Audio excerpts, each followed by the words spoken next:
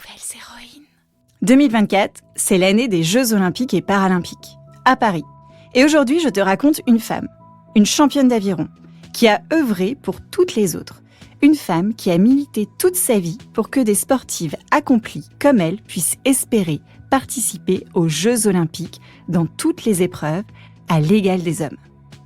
Qui n'a jamais entendu cette phrase avant de débuter une compétition sportive ? L'important, c'est de participer. Cette maxime, qui se veut encourageante, a été popularisée par le baron Pierre de Coubertin au début du siècle dernier. Son nom t'est certainement familier car il est considéré comme le père des Jeux olympiques modernes. Toutefois, il est important de préciser que cette citation souvent attribuée à Coubertin est en réalité l'œuvre d'un évêque de Pennsylvanie. Bon, la nouvelle héroïne que je vais te conter est une héroïne beaucoup trop souvent oubliée qui a fait que tu peux aujourd'hui pratiquer des sports dans ton école, dans tes loisirs, jusque dans les plus grandes compétitions. Nouvelles héroïnes. Salut toi, nouvelle héroïne! Je suis Céline Steyer, celle qui murmure à tes oreilles des récits d'aventures insolites, d'estime de soi et de destins extraordinaires à travers des histoires vraies de femmes qui ont osé faire de leurs rêves une réalité. Des histoires pour t'aider à grandir en confiance et prendre ta place sur la plus haute marche du podium.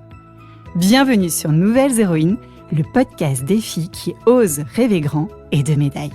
Nouvelles héroïnes. Elle était une nouvelle héroïne, née un temps que tes arrière-arrière-grands-parents ont bien connu, la fin du 19e siècle. Plus précisément, le 5 mai 1884, il y a 140 ans. Le compte est bon. En 1884, la France est gouvernée par le régime de la Troisième République. Alors, je sais que l'école est finie, mais pour te donner quelques repères. Pendant ce régime, Jules Ferry proclame l'école publique, gratuite, laïque, obligatoire. La Troisième République a été proclamée le 4 septembre 1870, après la défaite de Napoléon III à Sedan pendant la guerre franco-prussienne. Et elle prend fin en 1940 lorsque le maréchal Philippe Pétain obtient les pleins pouvoirs et instaure le régime autoritaire de Vichy après la défaite de la France face à l'Allemagne nazie. Nouvelles héroïnes.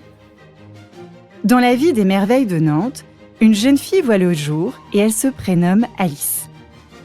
Son papa est un commerçant respecté et propriétaire d'une boutique de textile. Il travaille dur chaque jour pour fournir à sa famille tout ce dont elle a besoin. Sa maman est couturière, dévouée à l'éducation de ses enfants. Elle tient beaucoup à ce qu'Alice et ses frères et sœurs reçoivent une éducation complète, qui comprend non seulement les matières scolaires classiques, mais aussi la musique, les arts et la culture générale. Alice est une enfant curieuse et déterminée, toujours prête à relever des défis, à part les cours de gymnastique qu'elle fut à l'école. Elle déploie une énergie débordante et une passion pour le jeu en plein air, préférant les rues de sa ville natale aux tâches domestiques traditionnelles. Bon, on la comprend. À une époque où les filles sont découragées de participer aux activités sportives et sont souvent cantonnées à des rôles domestiques, Alice, elle, rêve de courir, de nager, de jouer comme les garçons.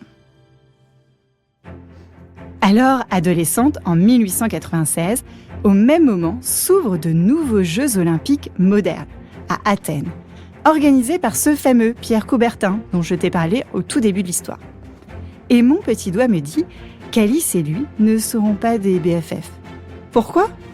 Ces Jeux mettent en compétition uniquement les hommes, sans les femmes. Ben voyons. Oui, tu comprends, à cette époque, les femmes devaient rester à la maison et ne pas abîmer leurs organes génitaux en faisant du sport, et ainsi mettre en risque une future maternité. C'est ni moi ni Alice, qui n'a que 12 ans, qui le disons, ce sont eux, les hommes. Quelques années plus tard, en 1903, elle quitte son fief natal, Nantes, pour l'Angleterre, où elle devient préceptrice dans une famille aisée de Notting Hill à Londres. Autour d'elle, tout est différent de la France. Alors, je ne te parle pas seulement de l'accent british ou du pudding à l'heure du thé, mais aussi des bus rouges à 2 étages, des cabines téléphoniques iconiques et des traditionnels fish and chips. Non, quelque chose est vraiment différent. Les femmes anglaises jouent au football, au hockey, font de la bicyclette et même de la natation.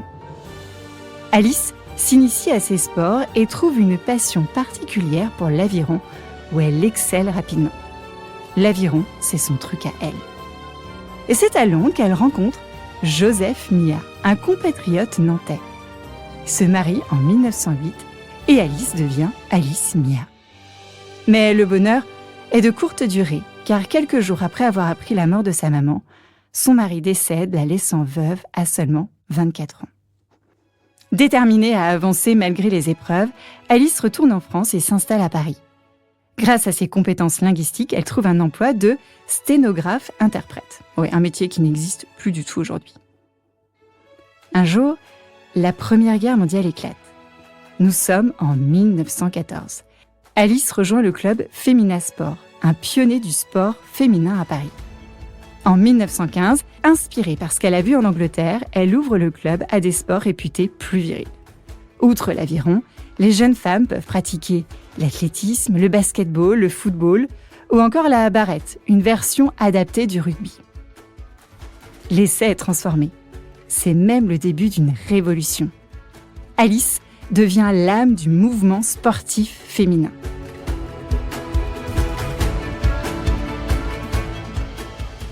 Elle excelle toujours en aviron et avec 5 autres rameuses, elle participe à l'épreuve de l'Audax. Le défi est de taille. C'est une course de 80 km sur la Seine en moins de 12 heures. Épuisant certes, mais pas impossible. Alice Mia ne fait pas que participer.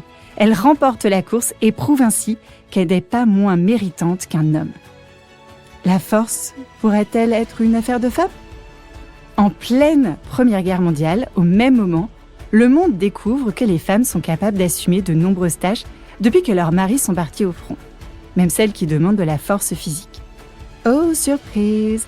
Les préjugés commencent lentement à vaciller. L'establishment masculin, bien que déstabilisé, demeure solidement ancré. Et comme dit le proverbe, il ne faut pas espérer faire bouger une montagne avec une seule pelle.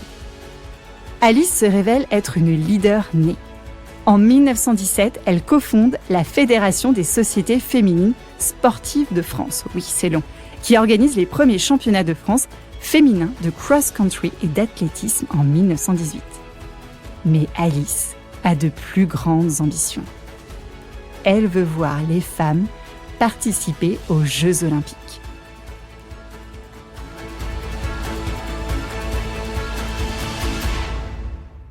Le Comité international olympique, dirigé par ce fameux Pierre de Coubertin et autres confrères, est farouchement opposé à l'idée.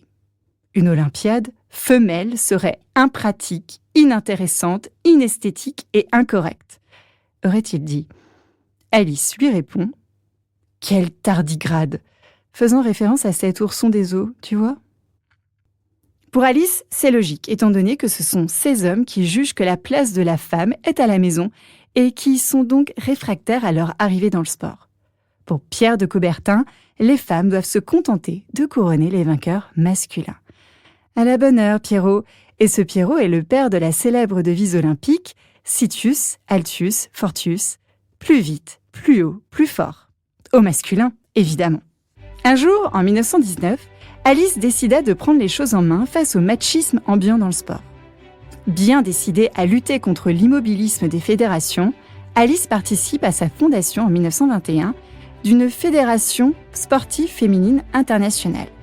Elle en prend une nouvelle fois la présidence, tandis que le siège social s'établit à son domicile parisien, rue de Varennes, dans le 7e arrondissement.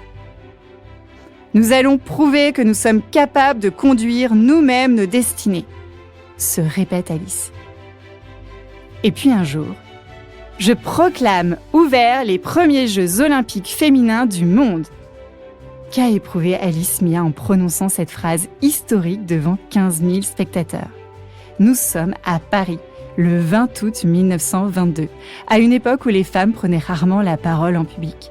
Et Alice vient d'organiser les premiers Jeux olympiques féminins du monde, mettant en compétition 77 sportives suisses, anglaises, américaines, au stade Pershing dans le bois de Vincennes, près de Paris.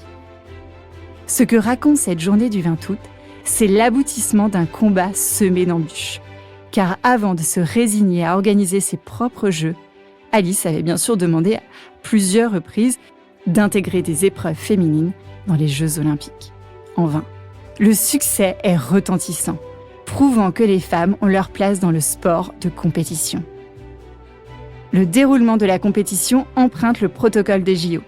Défilé des équipes arborant fièrement leur drapeau, proclamation officielle de l'ouverture, chant des hymnes nationaux et montée des drapeaux lors des remises de médailles. Plusieurs athlètes qualifiés de demoiselles marquent les temps forts de cet événement. Parmi elles, la Britannique Mary Lynch brille au sprint et au saut en hauteur, récoltant 3 médailles d'or. L'Américaine Lucille Godbold s'illustre également en décrochant la médaille d'or au lancer de poids. Du côté des Françaises, il y a Violette Maurice, qui se distingue aussi dans la même discipline. Ces exploits n'empêchent pas les critiques de quelques odieux comme ce journaliste qui écrit dans les colonnes du Figaro « Voilà la leçon du 400 mètres, cette épreuve terrible pour le corps féminin et qui le rend si peu aimable. Quelles sont ces furies toutes possédées par une sombre folie ? Les yeux sont hagards, les bouches sont crispées et je préfère ne pas parler de leur poitrine. » Malgré les critiques et les obstacles, Alice ne faiblit pas face à Pierre qui persiste et signe et resigne. Quant à la participation des femmes aux Jeux, j'y demeure hostile. C'est contre mon gré. En 1928, les femmes sont admises aux épreuves d'athlétisme des Jeux olympiques d'Amsterdam. Un premier pas vers l'égalité sportive et compte 14 épreuves féminines dans 4 sports.